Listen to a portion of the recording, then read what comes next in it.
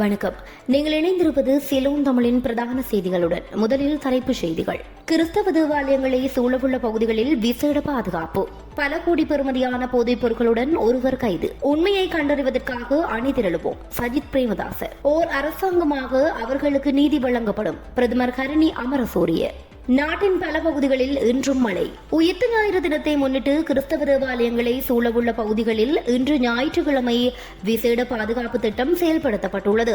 இதன்படி போலீசார் விசேட அதிரடிப்படையினர் மற்றும் முப்படைகளின் அதிகாரிகள் பாதுகாப்பு பணிகளில் ஈடுபடுத்தப்பட்டுள்ளனர். இது தொடர்பாக அனைத்து போலீஸ் உயர் அதிகாரிகளுக்கும் பதில் போலீஸ் மா அதிபர் பிரியந்த வீரசூரிய அண்மையில் அறிவுறுத்தல்களை வழங்கியிருந்தார்.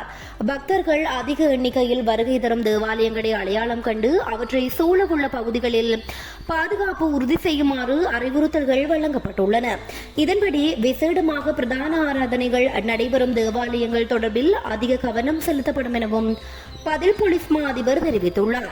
இதனிடையே உயிர்த்த ஞாயிறு தினத்தில் பாதுகாப்பை பலப்படுத்தும் நடவடிக்கையில் பொதுமக்கள் பாதுகாப்பு அமைச்சுக்கு ஒத்துழைப்பு வழங்குமாறு பாதுகாப்பு செயலாளர் அண்மையில் முப்படைகளின் தளபதிகளுக்கு அறிவுறுத்தியுள்ளார். சட்டவிரோதமாக நாட்டுக்கு கொண்டுவரப்பட்ட கொக்கையின் தொகையுடன் வெளிநாட்டவர் ஒருவரை சுங்க போதைப் பொருள் கட்டுப்பாட்டு பிரிவின் அதிகாரிகள் இன்று அதிகாலை கைது செய்திருந்தனர். கைது செய்யப்பட்ட 29 வயதான பிரேசில் பிரஜை என தெரியவந்துள்ளது.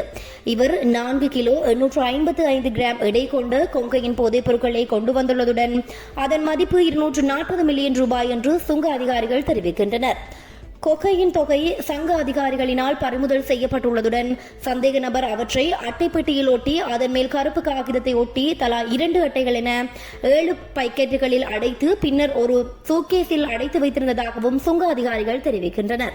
கைப்பற்றப்பட்ட போதைப் பொருள் பொதியையும் பயணியையும் மேலதிக விசாரணைகளுக்காக கட்நாயக்க விமான நிலைய போலீஸ் போதைப் பொருள் தடுப்பு பணியக அதிகாரிகளிடம் ஒப்படைக்க நடவடிக்கை எடுக்கப்பட்டுள்ளது. கடவுளின் குமாரனாக கருதப்படும் இயேசு கிறிஸ்து மரணத்தை வென்று உயிர்த்தெழுந்ததை நினைவுகூரும் வகையில் உலகெங்கிலும் உள்ள கிறிஸ்தவர்களைப் போலவே நமது நாட்டில் உள்ள கிறிஸ்தவர்களும் ஈஸ்டர் தினத்தை உற்சாகத்துடன் கொண்டாடுவதாக எதிர்க்கட்சித் தலைவர் சஜித் பிரேமதாச தெரிவித்துள்ளார். இயேசு கிறிஸ்து மனித இதயத்தில் உள்ள இருளை அகற்றி புதிய நம்பிக்கையை வழங்கி மனித வாழ்க்கையை மாற்றும் திறனை வெளிப்படுத்தியது இதன் சிறப்பம்சமாக கருதலாம் என ஈஸ்டர் தினத்தை முன்னிட்டு அவர் வெளியிட்டுள்ள செய்தியில் குறிப்பிட்டிருந்தார். ஆனால் 2019 ஏப்ரல் 21 ஈஸ்டர் தினத்தன்று நமது நாட்டில் கத்தோலிக்க தேவாலயங்கள் மற்றும் சில ஹோட்டல்களை இலக்கு வைத்து நடத்தப்பட்ட அந்த மனிதாபிமற்ற தற்கொலை தாக்குதலால் இன்றும் நமது நாட்டின் கத்தோலிக்க மக்கள் பெரும் துயரத்தில் இருக்கின்றனர்.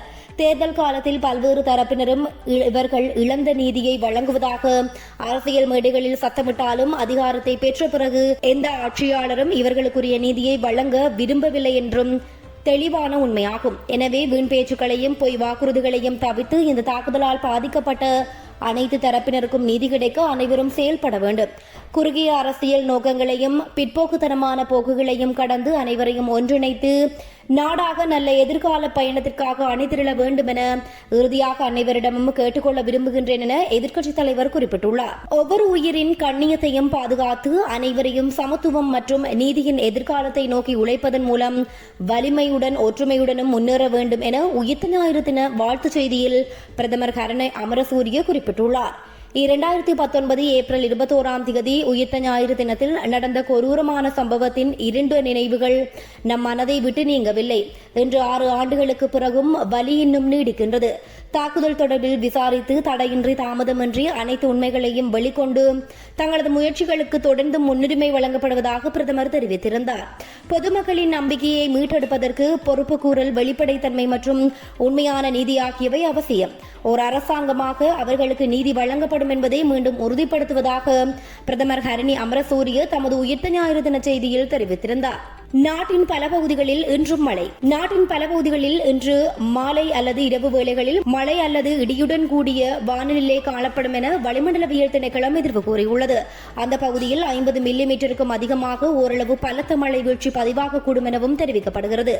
ஜப்ரகமுவ, மத்திய, கிழக்கு மற்றும் ஊவா மாகாணங்களிலும் புலனறுவை, ஹம்பாந்தோட்டை மாவட்டங்களிலும் மாலை அல்லது இரவு வேளையில் இடியுடன் கூடிய மழை பெய்யக்கூடும். அத்துடன் மேல் மாகாணத்திலும் காலி, மாத்தளை, புத்தளம் மாவட்டங்களிலும் காலை வேளையில் மழை பெய்யக்கூடும் என அறிவிக்கப்படுகின்றது. இத்துடன் சிலோன் தமிழின் பிரதான செய்திகள் நிறைவடைகின்றன. மேலும் செய்திகளை உடனுக்குடன் அறிந்து கொள்ள ceylontamil.com எனும் இணையதளத்துடன் இணைந்து கொள்ளுங்கள். நன்றி.